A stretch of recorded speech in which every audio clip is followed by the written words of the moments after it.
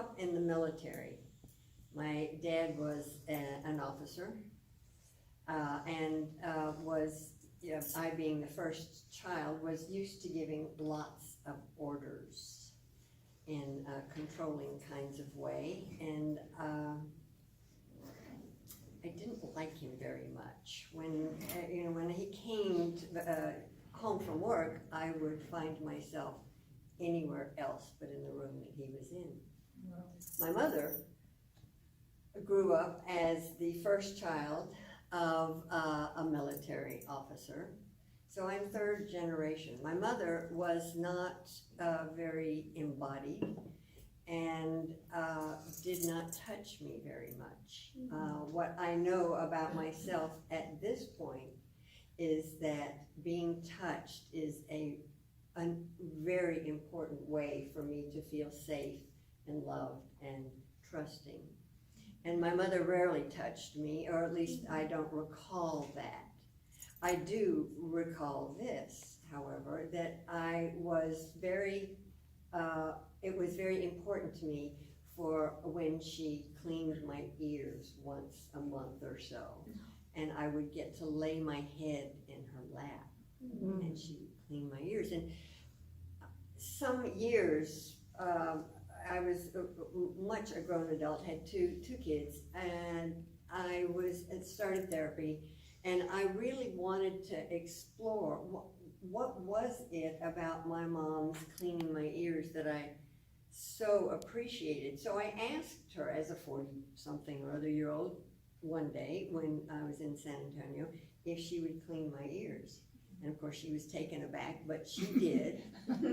And at the end of that experience, I felt the awkwardness in her touch, and that there was very little soothing or comforting there. And of course part of that's due to the fact that I'm an adult.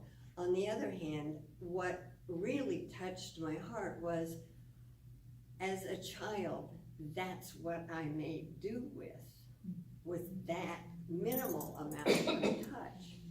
And so I grew up with the experience of not really knowing what love was, and knowing that they expected me to believe that this, what I was experiencing, was love, and I thought loving and liking was all the same thing.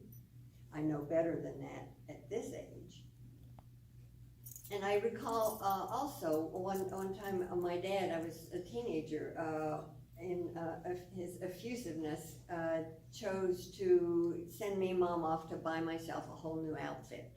So I was dressed in the living room, and my mother was hemming the skirt for me. It was a beautiful dark blue suit with a silky light blue blouse, and I got the shoes, and my dad came in and he admired it.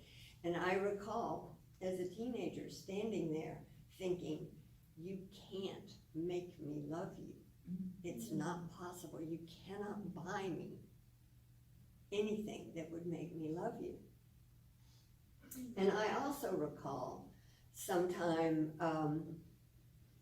after I started therapy, and I was in San Antonio, and I asked my mother, I said, Mom, how do I know that you love me? And she was shocked and taken aback and didn't know what to say. And the best she could come up with was, well, I made dinner for you every night.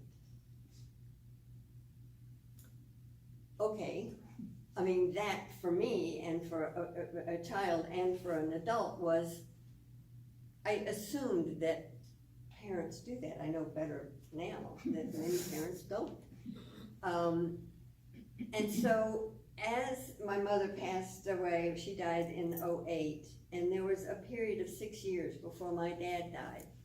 And in that period, and he passed away in '14, I got to begin to learn what love is. And so he was in a, thank you Mom, they sold their single family house and moved into one of those tiered retirement centers, so you can go from independent living to assisted to healthcare if you need it. And Dad was in an officer's retirement center like this.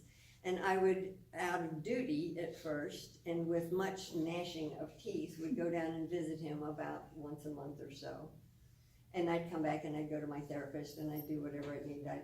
I'd gnash my teeth some more with my therapist. And I steadily attended to my dad. And one of the things that is interesting, I think, about our relationship is that he and I are wired similarly. We're both more extroverted, and the last few years of Mom's life, of course, she wasn't doing any of the social planning, so he kind of caved in and drank more. And so once she's gone and I got to go down there and rearrange his from independent living into assisted living and put all the photographs of his family up on the wall, which my mother had never done. I began to listen to his stories over, some of them, actually all of them, were very repetitive. And somehow, again, with a lot of therapy, that began not to matter. I could just hear him. And he described his Guadalcanal flying adventures and this, that, and the other. And he also became very, we talked at one point about his giving a party, and he just blossomed. So together we made a guest list from the people that he knew there, and we set a date. I made the arrangements by phone for the Sky Lounge, and had the menu all set, had the flowers going, had the cake going, and I drive down there, spending his money, of course, love that part, and I drive down to San Antonio and get him in his wheelchair, and he would entertain there at this party that he was giving for his friends, and he was delighted. And I got to be delighted in his delight. And so what I know today, the little tiny bit that I know about love, is that it has nothing to do with like. It has pretty much to do with continuing to show up. And it has a lot to do with kindness.